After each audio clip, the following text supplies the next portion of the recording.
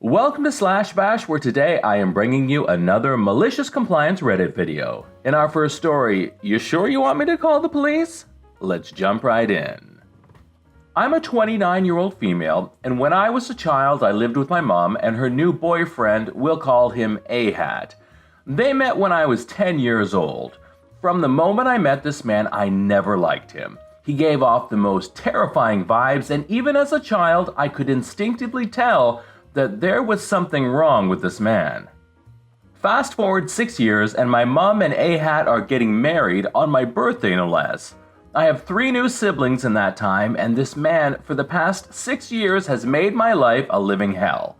He was physically and verbally aggressive almost every single day to me, my mom, and siblings. However, he did, and still does, have a particular dislike towards me. To this day, I'm still not sure why. He would exclude me from family events, force family members to not give me presents at Christmas and birthdays, to then humiliate me on those events and make a scene of me not receiving gifts, body shame me. I was 11 years old when he did this, mind you.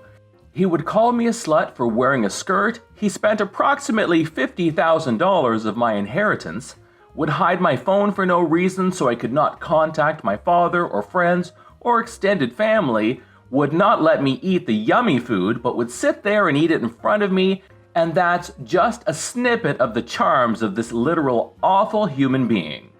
I moved away from home very shortly after the wedding, and at 16 was living on my own, juggling 2 part-time jobs, full-time school in a brand new state and a brand new city. But it was a heck ton better than living at home. Fast forward again another 10 years. I am 26 years old, and my mom has finally had the courage to separate from A-Hat with my 3 siblings after years of further abuse from him.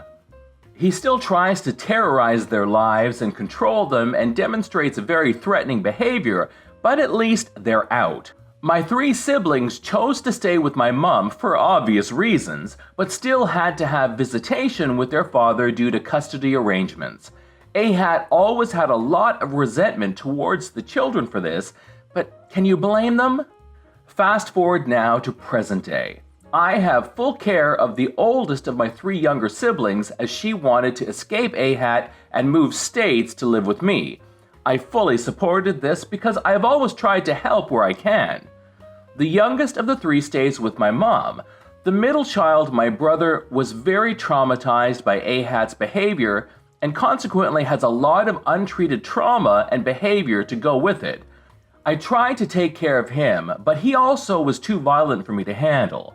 My mother moves back in with my mother and youngest sister, but he is also too violent for them to handle. Last week on Sunday, my brother assaulted a family member when at my mom's house. Brother was escorted off the property by police and taken to A-Hat's house to live now. I get a message from A-Hat on Wednesday for the first time in years saying, "Your brother is missing, the police have been called, if you know anything, call me or the police." Instant panic sets in. I feel like a scared child again from this very benign message from this man. I sat looking at this message all night wondering what I should do about it. That's when it came to me. A-Hat asked me to call the police if I knew anything. A-Hat did not specify what I had to know to tell the police, just that if I knew anything to call them. So I did. I called the police and told them that I felt I had some very important information to tell them regarding my missing brother. I told them everything, all the abuse that had happened to me and my family at great lengths. I told them that if they return my brother when they find him to A-Hat's house, that they will be putting him in direct danger. I told them absolutely everything. The police were very interested to hear this about A-Hat and put me on hold while the police officer I was speaking to went to discuss something with her superior. When I get taken off hold, I am talking to a more senior officer now. He wants me to reiterate the story, which I do. He says someone will call me back. Okay, I think. Very quickly, I get a call back, and they ask me, if needed, would I sign a statement confirming what I had said? Of course, I agree. I go down to my local police station to sign said statement regarding what I've told the police. There is now an arrest warrant out for Ahat for a multitude of reasons. Seems like there was more on his police file that I wasn't aware of. And I was told that under no circumstances would Ahat be getting my brother, when he is found, or any of the other children back in his care. Not the juiciest of malicious compliance on here, but I did comply with my asshole ex-stepfather's request of calling the police if I knew anything, and it was a happy ending as now he won't be able to hurt my family anymore. So that's worth smiling over. If you got this far, thanks for reading. Here's an update. Wow, I can't believe this has gotten the response it has.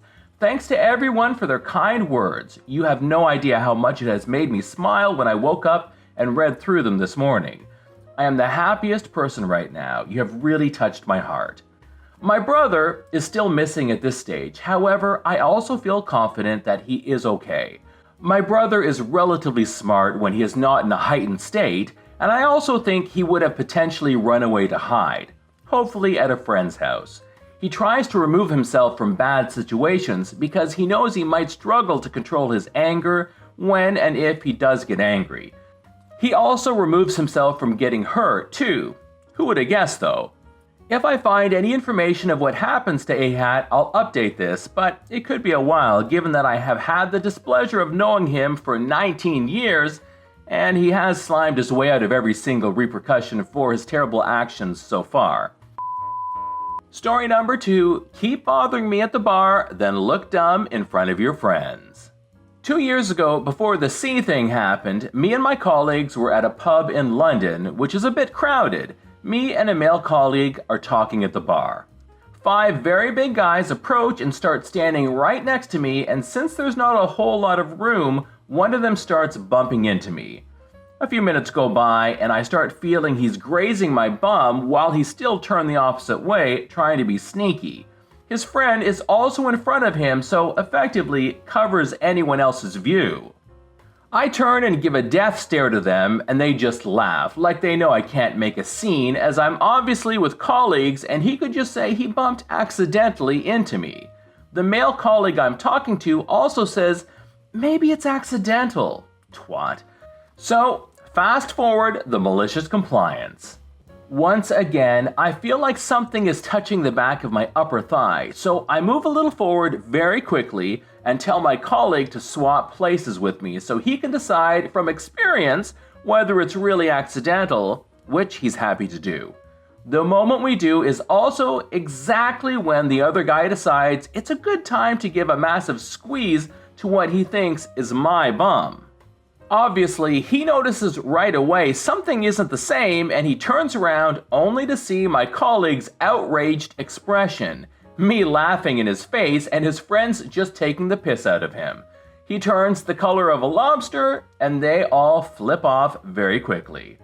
Moral of the story, don't harass people. And if someone tells you they're being bothered, believe them the first time. This is John from /bash. Thanks for watching. If you've enjoyed the video and want to be the first to know when the next one drops, then subscribe and make sure you hit that notifications bell so that YouTube will actually show you my videos. I would love for you to drop a like, share it with your friends, and I'll see you in the next one.